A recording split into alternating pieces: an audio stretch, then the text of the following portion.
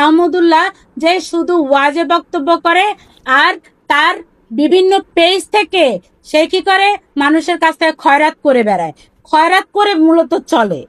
হ্যাঁ, আপনারা এই আহমদুল্লাহর ওয়াজ দেখাও বন্ধ করে দিন এবং সরকারের কাছে আমি আহ্বান জানাবো আহমদুল্লাহর যতগুলো ফেসবুক ইউটিউব পেজ আছে সব বন্ধ করে দেন।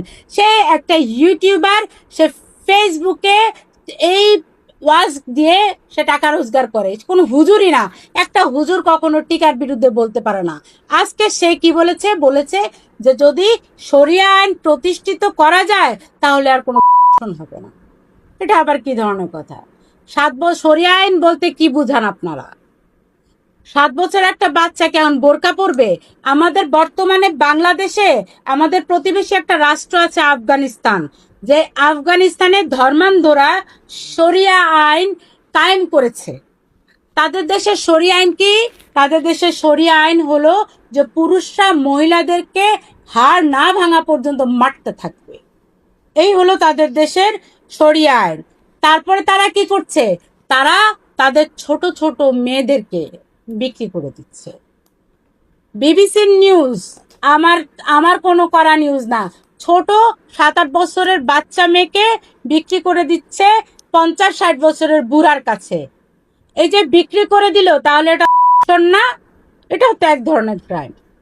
এত ছোট বাচ্চাটাকে যে বিক্রি করে দিচ্ছে আফগানিস্তানে, এটাও তো ছোট বাচ্চাদেরকে, ছেলেদেরকে, মেয়েদেরকে তারা বিক্রি করে দিচ্ছে, তারা খাবার পাচ্ছে না। তাই মহিলারা আদ্যপান্ত বোরকা ছাড়া ঘরের থেকে বেরিয়ে হতে পারছে না। এই এই জিনিস, একে কি আপনারা শরিয়া আইন বলেন? এই হুজুররা যদি একে শরিয়া আইন বুঝায়, তাহলে বাংলাদেশে, আমাদের বাংলাদেশে এমন তথাকথিত শরিয়া আইনের কোনো দরকার নেই। এরকম নামকাওয়াস্তে শরিয়া আইনের দরকার নাই, যেখানে মহিলাদেরকে শুধু ভোগ্যপণ্য হিসাবে রাখা হবে। এমন শরিয়া আইনের মুখে থু দেই। এমন দেড় ব্যাটারি মাদানি হুজুরের দেয়া শরিয়া আইনের দরকার নাই, যেখানে মাদানির মতো লোকেরা বলবে 1 বিয়ে করে পুরুষ, 2 বিয়ে করে বীর পুরুষ, 3 বিয়ে করে মহাপুরুষ। এমন পুরুষের আমার দেশে দরকার নাই। আমার দেশে আমার ভাই দরকার। মহাপুরুষ আর বীর পুরুষের কোনো দরকার নাই।